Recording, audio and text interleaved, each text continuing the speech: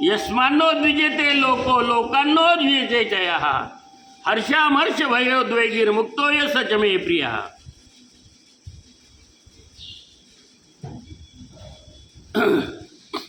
भगवद्गीता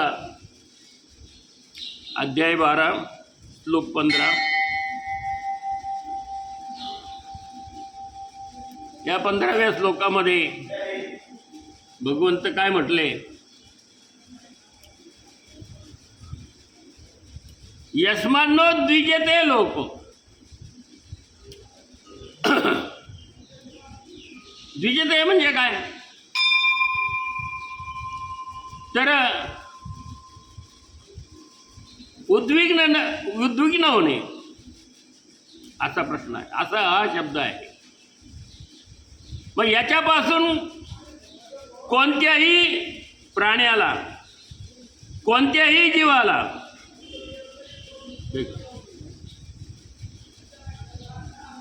कुठल्याही प्राण्याला काय होत नाही?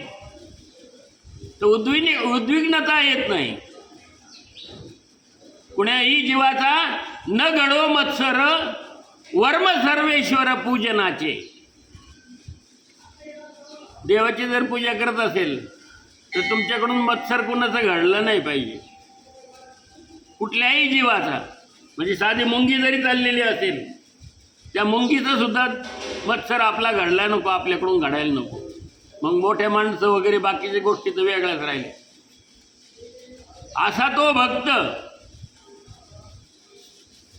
ते वर्म आहे खरं. आणि ते वर्म चुकली या वर्म फेरा पडे. ते वर्म जर चुकलं आपलं तर पुन्हा ती गोष्ट, एकदा चुकलं का पुन्हा ती करावं लागते. महाराज म्हणतात चुकली या वर्म फेरा पडे.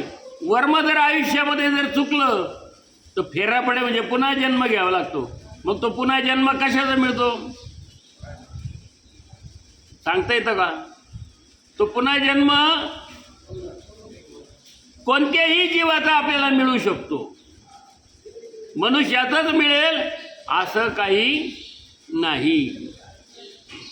हा काकतालीय न्यायाने आपल्याला मनुष्याचा जन्म प्राप्त झालेला आहे. पण पुन्हा पुढच्या जन्मामध्ये आपल्याला माणसाचंच मिळेल. हे कशावरून? म्हणून वर्म चुकलं नाही पाहिजे. म्हणून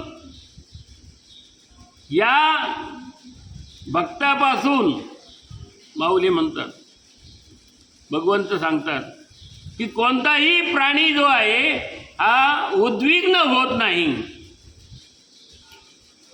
आणि ज्या भक्तापासून कोणालाही संताप होत नाही, क्षोभ होत नाही, त्याप्रमाणे जो कोणत्याही प्राण्यापासून उद्वेग पावत नाही आणि जो हर्ष, क्रोध, भय, खेद या सर्वांनी मुक्त असतो, तो मला प्रिय आहे. म्हणजे या गोष्टी सांगितल्या. याच्यापासून अलिप्त बाजूला, हर्षापासून कुठेही हसू नाही. ठीक आहे, एखाद्या ठिकाणी आपण बसलेला चालतं हसलं तरी लोकांना समजेल, लोक म्हणजे काय हसलो आपल्याला, म्हणजे झाला द्वेष. म्हणून हे जे काही आहे क्रोध, भय, खेद, हर्ष या सगळ्यापासून तो भक्त मुक्त असतो, बाजूला असतो असं सांगितलं. तरी सिंधुचेनी माझे जळचरा भय नुपजे आणि जळचरी डुबगजे समुद्र जैसा.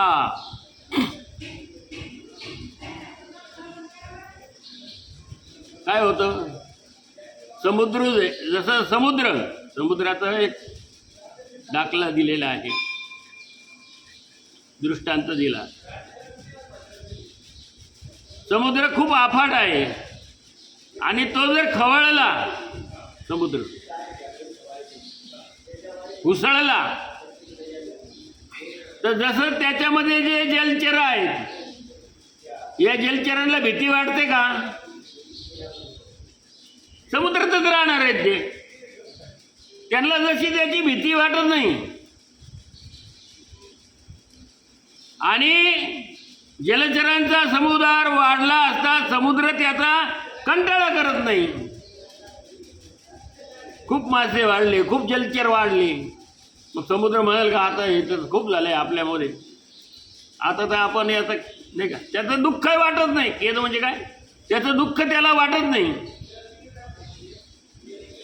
तसं तेवी उत्तमे जगे, तेवी उत्तमे उन्मत्ते, तेवी उन्मत्ते जगे जयासी खंती न लगे आणि जयाचेनी आगे, जयाचेनी अंगे, अंगे म्हणजे शरीर, जयाचेनी अंगे न चिणे लोकू. कोणतरी मागं बडबड करते, मोठ्याने बडबड करते, कोण इकडं आपल्याला माझं लक्ष तिकडं जर पाहलं थोडं.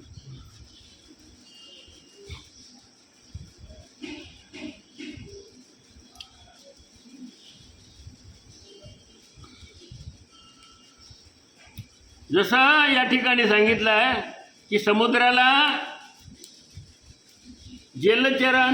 जलचरांना समुद्राची भीती वाटत नाही खवळला तर, आणि जलचर वाढले तर समुद्राला त्याचं काही वाटत नाही.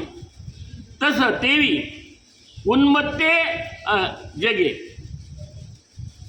जयाची खंती न लगे आणि जयाचेनी अंगे न छिणे लोकू. त्याप्रमाणे उन्मत्त जगाचा खेद वाटत नाही व त्याच्या योगाने लोकांना त्रासही होत नाही त्या भक्ताच्या योगाने, असा तो भक्त. किंबहुना पांडवा शरीर जैसे अवयवा तैसा नुबगे जीवा जीवपणे जो. फार काय सांगायचं, देव म्हणतात आपलं शरीर आहे, आपले अवयव आहे, त्या अवयवांना शरीर कंटाळतं का? हात पाय कान नाक डोळे हे सगळे अवयव शरीराचे आहेत. याला कंटाळतं का शरीर? लय कंटाळा आला होते हाताचा, लय कंटाळा आला होते पायाचा, असं म्हणतं का? उलट पाय दुखायला लागले हळूहळू, नाही असं नाही व्हायला पाहिजे. ते तर प्रिय आहेत आपले, तसे हात प्रिय आहेत, पाय प्रिय आहे, डोळे कान नाक सगळं सगळं प्रिय आहे. त्याला इजा सुद्धा होऊ देत नाही आपण. म्हणून किंबहुना पांडवा शरीर जैसे अवयवा, जसं शरीर आपल्या अवयवांना कधी कंटाळत नाही,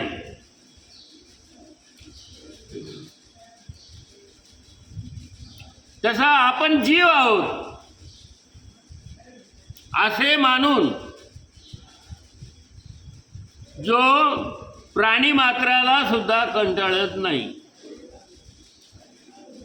तो जीव कसा आहे?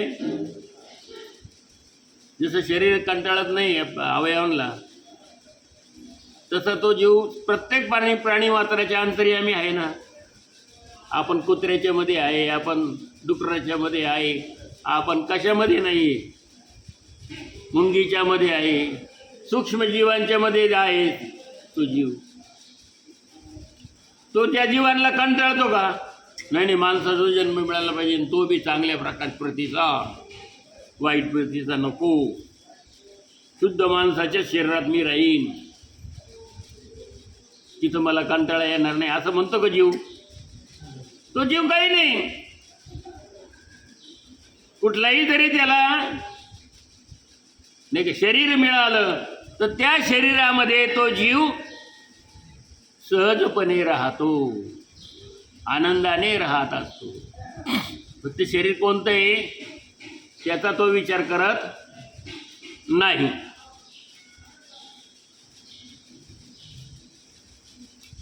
जगची देह लावले म्हणून प्रिया प्रिय गेले, हर्षामर्ष ठेले दुजे नवीन.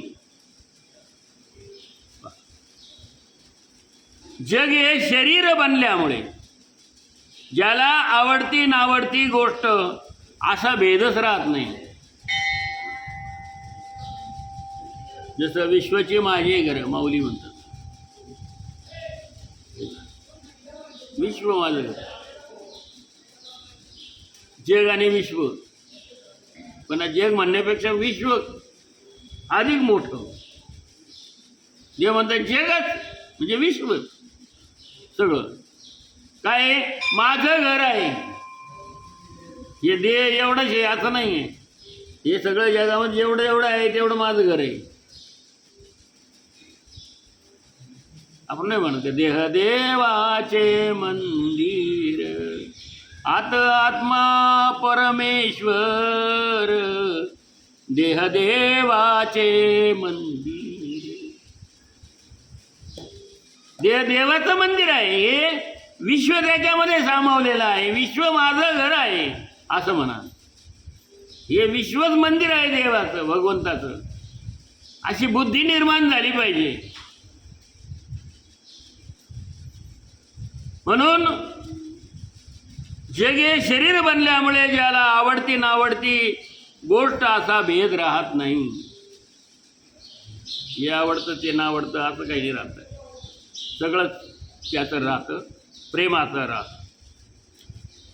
अशा प्रकारे द्वैत भाव नाहीसा झाला म्हणजे ज्याच्या ठिकाणचे आनंद व क्रोध हे विकार नाहीसे होतात.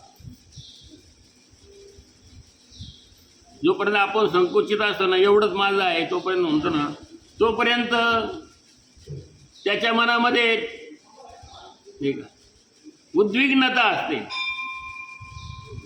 त्याच्या मनामध्ये भेद असतात, त्याच्या मनामध्ये भ्रम असतात. पण जर सगळं जगत आपलं आहे असं जर म्हणलं तर राहील का तो भेद? त्याच्या मनात काहीच राहणार नाही. त्या जगाविषयी त्याच्या मनामध्ये काय राहील तर प्रेम राहील. आणि प्रेम आनंद राहील. क्रोध नाहीसा होईल. त्याच्या जगाविषयी भेद नाहीसा होईल. ऐसा द्वंद्व निर्मुक्तू भयो द्वग रहितू, याही वरी भक्तू माझ्या ठाई. याप्रमाणे सुखदुःखापासून ज्याला बाधा होत नाही. काय म्हणतात भगवंत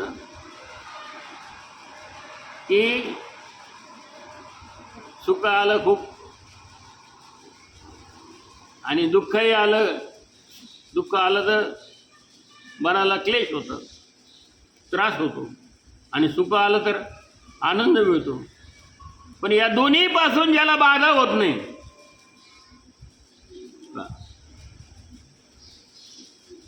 जो भय उद्वेग इत्यादिकांना रहित असतो आणि इतकी स्थिती प्राप्त झाली असूनही जर तो माझी भक्ती करीत असला तरी तयाचा गा मज मोह, काय सांगो तो पडिया हो.